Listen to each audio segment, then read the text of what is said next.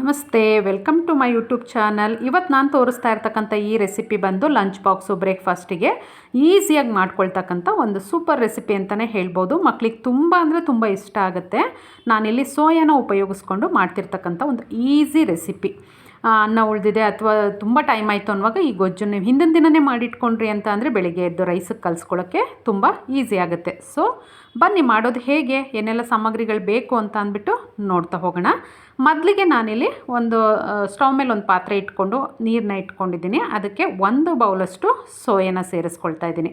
ನೀವು ಸೋಯಾಯಿಂದ ಯಾವುದೇ ರೆಸಿಪಿ ಮಾಡಬೇಕು ಅಂದರೂ ಇದು ಬೇಸಿಕ್ ಪ್ರೊಸೀಜರು. ಸೋಯಾನ ನೀರಲ್ಲಿ ಹಾಕಿ ಒಂದು ಕುದಿ ಕುದಿಸ್ಕೊಂಡು ಆ ನಂತರ ನಾವು ರೆಸಿಪಿನ ಶುರು ಮಾಡಬೇಕಾಗುತ್ತೆ. ಸೊ ನೋಡಿ, ಒಂದು ಕುದಿ ಬಂದಿದೆ.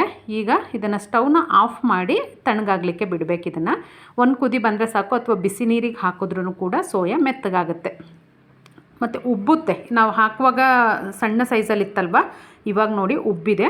ಈಗ ಇದನ್ನು ಪಕ್ಕಕ್ಕೆ ಎತ್ತಿಟ್ಕೊಂಡು ಒಂದು ಮಸಾಲೆನ ರುಬ್ಕೊಳ್ಳೋಣ ಬನ್ನಿ. ಮಿಕ್ಸಿ ಜಾರಿಗೆ 1 ಹಿಡಿಯಷ್ಟು ಪುದೀನ ಸೊಪ್ಪು ಹಾಕ್ಕೊಂಡಿದ್ದೀನಿ. ಹಾಗೆಯೇ 1 ಹಿಡಿಯಷ್ಟು ಕೊತ್ತಂಬರಿ ಸೊಪ್ಪನ್ನು ಕೂಡ ನಾನಿಲ್ಲಿ ಸೇರಿಸ್ಕೊಂಡಿದ್ದೀನಿ.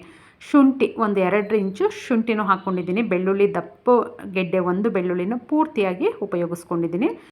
ಚಕ್ಕೆ ಒಂದು 3 ಇಂಚು, ಏಲಕ್ಕಿ 2, ಲವಂಗ ಒಂದು 4, ಗಸಗಸೆ 1 ಸ್ಪೂನು, ಹಾಗೆಯೇ ಖಾರಕ್ಕೆ ಅನುಗುಣವಾಗಿ ಹಸಿಮೆಣಸಿನ್ಕಾಯಿ ನಾನಿಲ್ಲಿ 5 ಹಸಿಮೆಣಸಿನ್ಕಾಯಿನ ತೊಗೊಂಡಿದ್ದೀನಿ. ಗೋಡಂಬಿ ಒಂದು 8ರಿಂದ 10 ಗೋಡಂಬಿ, 1 ಸ್ಪೂನಷ್ಟು ಜೀರಿಗೆ, ಹಾಗೆ 1 ಸ್ಪೂನಷ್ಟು ಸೋಂಪನ್ನು ಕೂಡ ತೊಗೊಂಡಿದ್ದೀನಿ. ಇಷ್ಟನ್ನು ಕೂಡ ನುಣ್ಣಗೆ ಗ್ರೈಂಡ್ ಮಾಡ್ಕೊಳ್ಬೇಕಾಗತ್ತೆ.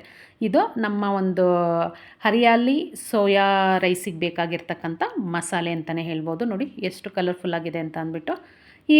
ಈಗಾಗಲೇ ನೆಂದಿರ್ತಕ್ಕಂಥ ಸೋಯಾನ ನೀಟಾಗಿ ನೀರನ್ನ ಸ್ಕ್ವೀಸ್ ಮಾಡಿ ಎತ್ತಿಟ್ಕೊಳ್ಬೇಕಾಗತ್ತೆ. ನೀರಿತ್ತು ಅಂತ ಅಂದರೆ ನಾವು ಏನು ಫ್ರೈ ಮಾಡಲಿಕ್ಕೆ ಹಾಕ್ತೀವಿ ಅವಾಗ ನೀರೆಲ್ಲ ಅಲ್ಲಿ ಬಿಡುತ್ತೆ. ಹಾಗಾಗಿ ತುಂಬ ಟೈಮ್ ತೊಗೊಳುತ್ತೆ. ಹಾಗಾಗಿ ಯಾವುದೇ ರೆಸಿಪಿ ಮಾಡಬೇಕು ಅಂದ್ರೂ ಸೋಯಾದಲ್ಲಿ ಬೇಯಿಸಿ ಅದಾದ ನಂತರ ಈ ಥರ ನೀರನ್ನು ಹಿಂಡು ತೆಗೆದು ಮಾಡೋದ್ರಿಂದ ರೆಸಿಪಿ ತುಂಬ ಚೆನ್ನಾಗಾಗುತ್ತೆ. ಇದನ್ನೆಲ್ಲ ತೆಗೆದಾಯ್ತಲ್ಲ, ಈಗ ಒಂದು ಕಡಾಯಿ ಇಟ್ಕೊಂಡು ಅದಕ್ಕೆ 3ರಿಂದ 4 ಸ್ಪೂನ್ ಎಣ್ಣೆನ ಸೇರಿಸ್ಕೊಂಡಿದ್ದೀನಿ. ಎಣ್ಣೆ ಕಾದ ನಂತರ 1 ದಪ್ಪ ಸೈಜ್ ಈರುಳ್ಳಿನ ಹುರ್ಕೊಳ್ಬೇಕಾಗತ್ತೆ ಹಾಕ್ಕೊಂಡು. ಆದಷ್ಟು ಮೀಡಿಯಮ್ ಊರಿನಲ್ಲಿ ಈರುಳ್ಳಿನ ಫ್ರೈ ಮಾಡ್ಕೊಳ್ಳಿ. ಒಂದು 10 ಸೆಕೆಂಡ್ ಫ್ರೈ ಮಾಡಿಕೊಂಡ್ರೆ ಸಾಕು.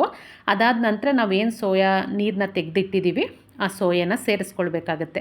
ಈರುಳ್ಳಿ ಫುಲ್ ಫ್ರೈ ಮಾಡೋದು ಬೇಡ, ಯಾಕೆ ಅಂತ ಅಂದರೆ ಸೋಯಾನೂ ಫ್ರೈ ಆಗಬೇಕು ನಮಗೆ. ಹಾಗಾಗಿ ಈರುಳ್ಳಿ ಮತ್ತು ಸೋಯಾ 2 ಸೇಮ್ ಟೈಮಲ್ಲಿ ಫ್ರೈ ಆಗುತ್ತೆ.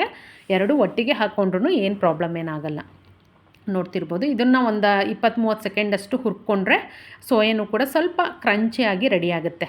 ಹಾಗಾಗಿ ಈ ರೆಸಿಪಿ ಮಾಡಬೇಕು ಅಂದರೆ ಸ್ವಲ್ಪ ಎಣ್ಣೆ ಪ್ರಮಾಣ ಜಾಸ್ತಿ ಬೇಕಾಗುತ್ತೆ. ಅಂದರೆ ಫ್ರೈ ಮಾಡುವಾಗ ಬೇಕಾಗುತ್ತೆ, ಅದಾದ ನಂತರ ಏನು ತೊಂದರೆ ಇಲ್ಲ. ಸೊ ಸ್ವಲ್ಪ ಎಣ್ಣೆ ಕಡಿಮೆ ಆಯಿತು ಅಂದರೆ ತಳ ಹಿಡಿಯೋ ಚಾನ್ಸಸ್ ಇರುತ್ತೆ, ಸಿಹಿತ್ತೆ. ಹಾಗಾಗಿ ಈಗ ಇದನ್ನು ಫ್ರೈ ಮಾಡ್ಕೊಂಡಿದ್ದಾಗಿದೆ. ಈಗ ಇದಕ್ಕೆ ರುಬ್ಬಿರ್ತಕ್ಕಂಥ ಮಿಶ್ರಣನ ಸೇರಿಸ್ಕೊಳ್ತಾ ಇದ್ದೀನಿ. ನಾವೇನು ರುಬ್ಬಿದ್ವಿ ಮಸಾಲೆ ಅದನ್ನು ಹಾಕ್ಕೊಂಡು ನೀಟಾಗಿ ಕೈ ಆಡ್ಕೊಳ್ಬೇಕಾಗತ್ತೆ. ಮೊದಲಿಗೆ ನೀರೆಲ್ಲ ಏನು ಸೇರಿಸ್ಲಿಕ್ಕೆ ಹೋಗಬೇಡಿ, ಜಸ್ಟ್ ಹಾಗೆ ಫ್ರೈ ಮಾಡ್ಕೊಳ್ಳಿ. ನಿಮಗಿಲ್ಲಿ ನೀರು ಸೇರ್ಸೋಕ್ಕೆ ಇಷ್ಟ ಇಲ್ಲ ಅಂದರೆ ಇನ್ನೂ ಒಂದು ಸ್ವಲ್ಪ ಎಣ್ಣೆ ಪ್ರಮಾಣನ ಜಾಸ್ತಿ ಮಾಡ್ಕೊಳ್ಬೋದು. ಬಟ್ ನಾನಿಲ್ಲಿ ಮಿಕ್ಸಿ ಜಾರ್ನ ತೊಳೆದು ಒಂದು ಚಿಕ್ಕ ಲೋಟದಲ್ಲಿ ಒಂದು 1/4 ಲೋಟಕ್ಕಿಂತ ಕಡಿಮೆ ನೀರನ್ನು ಸೇರಿಸ್ಕೊಳ್ತಾ ಇದ್ದೀನಿ. ನೋಡಿ ಎಷ್ಟು ಕಲರ್ಫುಲ್ ಆಗಿದೆ ಅಂಥೇಳಿ.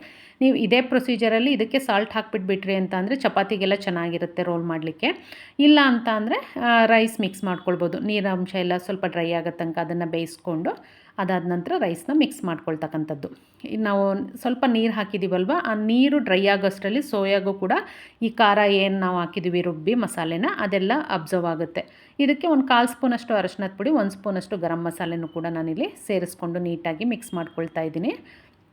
ಇದು ಒಂದು ಒಳ್ಳೆ ರುಚಿ ಕೊಡುತ್ತೆ. ಬೆಳಗಿನ ಬ್ರೇಕ್ಫಾಸ್ಟು ಲಂಚ್ ಬಾಕ್ಸಿಗಂತೂ ತುಂಬ ಅಂದರೆ ತುಂಬ ಚೆನ್ನಾಗಾಗುತ್ತೆ. ಒಂದು 5 ನಿಮಿಷ ಟೈಮ್ ಇದ್ದರೆ ಸಾಕು. ರೈಸ್ ಮಾಡ್ಕೊಂಡಿದ್ದೀರಾ ಅಂತ ಅಂದರೆ 5 ನಿಮಿಷ ಟೈಮ್ ಇದ್ದರೆ, ಇಲ್ಲ ಕುಕ್ಕರಲ್ಲಿ ಅನ್ನಕ್ಕೆ ಇಟ್ಬಿಟ್ಟು ಇದನ್ನು ಮಾಡ್ಕೊಳ್ಬೋದು. ಅಷ್ಟು ಬೇಗ ಆಗ್ತಕ್ಕಂಥ ಒಂದು ರೆಸಿಪಿ ಅಂತಲೇ ಹೇಳ್ಬೋದು. ಈಗ ಇದಕ್ಕೆ ರುಚಿಗೆ ತಕ್ಕಷ್ಟು ಉಪ್ಪು, ಹಾಗೆಯೇ ಸ್ವಲ್ಪ ಕಸೂರಿ ಮೇಥಿನೂ ಕೂಡ ಹಾಕ್ಕೊಳ್ತೀನಿ. ಇವಾಗ ಉಪ್ಪನ್ನು ಹಾಕಿ ನೀಟಾಗಿ ಮಿಕ್ಸ್ ಮಾಡ್ಕೊಳ್ತಾ ಇದ್ದೀನಿ. ಈಗ ಸೋಯಾಗೆ ಉಪ್ಪು ಮತ್ತು ನಾವು ರುಬ್ಬಿರ್ತಕ್ಕಂಥ ಮಸಾಲೆ ಹಾಕಿದ್ದೀವಲ್ಲ ಅದೆಲ್ಲ ನೀಟಾಗಿ ಹಿಡಿಬೇಕು. ಹಾಗಾಗಿ ಒಂದು 30-40 ಸೆಕೆಂಡ್ ಅಷ್ಟೇ ಬೇಯಿಸ್ಕೊಳ್ಬೇಕಾಗತ್ತೆ. ಆದಷ್ಟು ಮೀಡಿಯಮ್ ಫ್ಲೇಮಲ್ಲಿ ಇಟ್ಕೊಂಡು ಇದನ್ನು ಬೇಯಿಸ್ಕೊಳ್ಳಿ. ಕಸೂರಿ ಮೇಥಿನ ಸೇರಿಸ್ಕೊಳ್ತಾ ಇದ್ದೀನಿ. ಒಂದು ಅರ್ಧ ಸ್ಪೂನಷ್ಟು ಹಾಕ್ಕೊಳ್ತಾ ಇದ್ದೀನಿ, ತುಂಬ ಏನು ಹಾಕಿಲ್ಲ. ಯಾಕೆಂದರೆ ನಾವು ರುಬ್ಬುವಾಗಲೇ ಎಷ್ಟು ಬೇಕು ಮಸಾಲೆಗಳು ಅದೆಲ್ಲ ಚೆನ್ನಾಗಿ ಹಾಕಿರೋದ್ರಿಂದ ತುಂಬ ಒಂಥರ ಡಿಫ್ರೆಂಟ್ ನಿಮಗೆ ಟೇಸ್ಟ್ ಕೊಡುತ್ತೆ. ಸೋಂಪಾಗಿರ್ಬೋದು, ಚಕ್ಕೆ, ಲವಂಗ, ಏಲಕ್ಕಿ, ಪುದೀನ ಇದೆಲ್ಲ ಯೂಸ್ ಮಾಡಿರೋದ್ರಿಂದ ಸ್ವಲ್ಪ ಡಿಫ್ರೆಂಟಾಗಿ ಅನಿಸುತ್ತೆ. ಮಾಡಿ ನೋಡಿ. ಈಗ ಮಾಡಿರ್ತಕ್ಕಂಥ ಅನ್ನನ ಸೇರಿಸ್ಕೊಂಡು ಮಿಕ್ಸ್ ಮಾಡ್ಕೊಳ್ಬೇಕಾಗತ್ತೆ. ಇದರಲ್ಲಿ ಗ್ರೇವಿ ನಾನು ಸ್ವಲ್ಪ ಎತ್ತಿಟ್ಬಿಟ್ಟು ಸ್ವಲ್ಪ ಗ್ರೇವಿಗೆ ಮಾತ್ರ ಮಿಕ್ಸ್ ಮಾಡ್ಕೊಳ್ತಾ ಇದ್ದೀನಿ, ನೋಡ್ತಿರ್ಬೋದು. ನಾನು ಸ್ವಲ್ಪ ಗ್ರೇವಿ ಜಾಸ್ತಿ ಮಾಡಿದ್ದೆ, ಸೊ ಹಾಗಾಗಿ ಸ್ವಲ್ಪ ಎತ್ತಿಟ್ಟು ಸ್ವಲ್ಪ ಗ್ರೇವಿಗೆ ಮಾತ್ರ ರೈಸ್ನ ಮಿಕ್ಸ್ ಮಾಡ್ಕೊಳ್ತಾ ಇದ್ದೀನಿ. ನಿಮಗೆ ಗ್ರೇವಿ ಮಾಡಿಟ್ಕೊಂಡ್ರಿ ಅಂತ ಅಂದರೆ ಈಸಿಯಾಗಿ ಮಾಡ್ಕೊಳ್ಬೋದು, ಅಥವಾ ಫಂಕ್ಷನ್ ಎಲ್ಲ ಇರುವಾಗಲೂ ಕೂಡ ಹಿಂದಿನ ದಿನವೇ ಈ ಥರ ಗೊಜ್ಜು ಮಾಡಿಟ್ಕೊಂಡ್ರೆ ಅನ್ನಕ್ಕೆ ಕಲಿಸ್ಕೊಳ್ಬೋದು. ನಿಮಗೆ ಸೋಯಾ ಉಪಯೋಗಿಸ್ಲಿಕ್ಕೆ ಇಷ್ಟ ಇಲ್ಲ ಅಂತಂದರೆ ಪನ್ನೀರ್ ಹಾಕ್ಕೊಳ್ಳಿ, ಅಥವಾ ಹೂಕೋಸು ಬರುತ್ತಲ್ವ ಅದಾದರೂ ಸರಿ, ಇಲ್ಲ ವೆಜಿಟೇಬಲ್ ನಿಮ್ಗೆ ಯಾವುದೆಲ್ಲ ಬೇಕೋ ಅದನ್ನು ಹಾಕ್ಕೊಂಡು ಕೂಡ ಮಾಡ್ಕೊಳ್ಬೋದು. ಪನ್ನೀರ್ ಹಾಕ್ಕೊಂಡ್ರು ಕೂಡ ತುಂಬ ರುಚಿಯಾಗಿ ಬರುತ್ತೆ. ನೋಡ್ತಿದ್ರಲ್ಲ, ಕಲರ್ಫುಲ್ ಆಗಿರ್ತಕ್ಕಂಥ ಹರಿಯಾಲಿ ಸೋಯಾ ರೈಸು ರೆಡಿಯಾಗಿದೆ. ತಪ್ಪದೆ ಹೇಗೆ ಬಂತು ಅಂತ ಕಮೆಂಟ್ ಮಾಡಿ. ಇನ್ನೂ ಯಾರು ನನ್ನ ಚಾನಲ್ನ ಸಬ್ಸ್ಕ್ರೈಬ್ ಮಾಡ್ಕೊಳ್ದೆ ನೋಡ್ತಾ ಇದ್ದೀರಾ, ಸಬ್ಸ್ಕ್ರೈಬ್ ಮಾಡಿಕೊಂಡು ಸಪೋರ್ಟ್ ಮಾಡಿ. ವಿಡಿಯೋನ ಸ್ಕಿಪ್ ಮಾಡದೆ ಕೊನೆವರೆಗೂ ನೋಡಿದ್ದಕ್ಕೆ ಥ್ಯಾಂಕ್ ಯು ಸೋ ಮಚ್.